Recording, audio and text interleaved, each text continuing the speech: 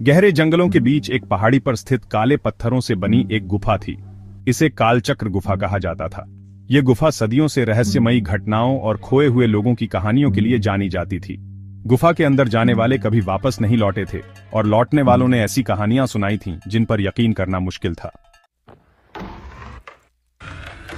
कहते हैं कि यह गुफा समय के साथ खेलती थी। इसका दरवाजा हमेशा खुला रहता, लेकिन अंदर कदम रखते ही लोग समय और जगह की सीमा को भूल जाते। यहाँ एक किंवदंती प्रचलित थी कि जिसने भी कालचक्र गुफा के केंद्र में रखे समय के घंटे को छू लिया, उसे समय में फंसा दिया जाता था।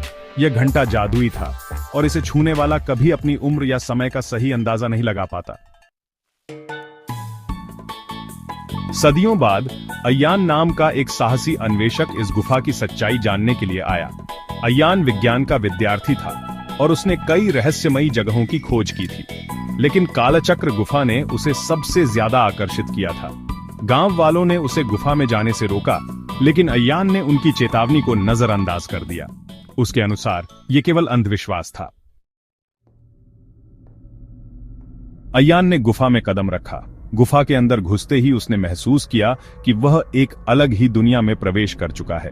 गुफा के अंदर का तापमान अचानक ठंडा हो गया था और दीवारें अजीब से चमकने लगी थीं।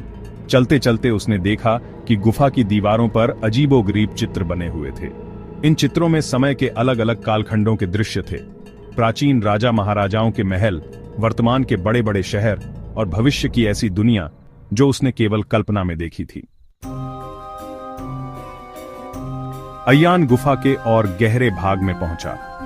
वहां उसने देखा कि गुफा का रास्ता अब घुमावदार हो गया था। अचानक उसे एक बड़ा कक्ष दिखाई दिया। इस कक्ष के बीचों बीच एक चमचमाता हुआ घंटा लटका हुआ था। घंटा एक पत्थर के चबूतरे पर रखा था और उसके चारों ओर छोटे छोटे रोशनी के गोले मंडरा रहे थे। यह दृश्य किसी जादुई कहानी जैसा लग रहा था।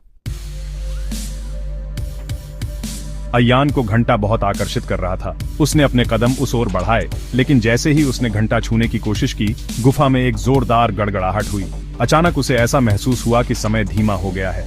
उसकी हरकतें, उसकी सोच, सब कुछ धीमा हो गया। वह चारों ओर देखने लगा और उसने पाया कि वह कक्ष अब बदल गया था। वह खुद को प्राचीन समय में एक राजा के दरबार में खड़ा हुआ महसूस कर रहा था। वहां के लोग उसे देखकर चौंक गए थे। अय्यान ने समझने की कोशिश की कि यह सब क्या हो रहा है। तभी एक वृद्ध व्यक्ति उसके पास आया और बोला, तुमने कालचक्र को छू लिया है, अब तुम समय के बंधन में हो। केवल वही व्यक्ति यहाँ से बाहर जा सकता है जो समय के इस खेल को समझे।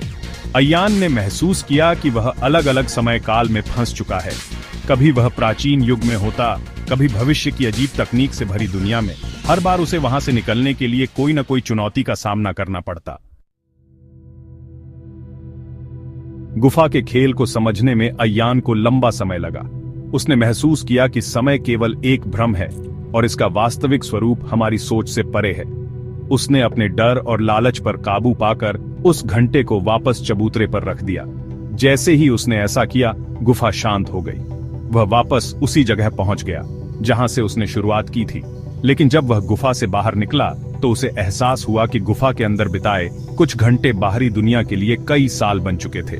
गांव वालों ने उसे पहचानने में समय लिया, क्योंकि वह पहले से अलग लग रहा था। अय्यान ने उन्हें गुफा के रहस्य के बारे में बताया और कहा कि यह केवल उन लोगों के लिए थी जो अपने भीतर के समय को समझने का साहस रखते हैं। उसने यह भी समझाया कि हर चीज को जानने की कोशिश करना सही नहीं होता, क्योंकि कुछ रहस्य हमेशा रहस्य ही रहने चाहिए। अय्यान के अनुभव ने उसे बदल दिया। उसने अपने जीवन को केवल ज्ञान प्राप्त करने के बजाय उसे समझने में लगाना शुरू कर दिया। कालचक्र गुफा ने उसे सिखाया था कि समय का खेल केवल बाहरी नहीं, बल्कि अंदरूनी भी होता है।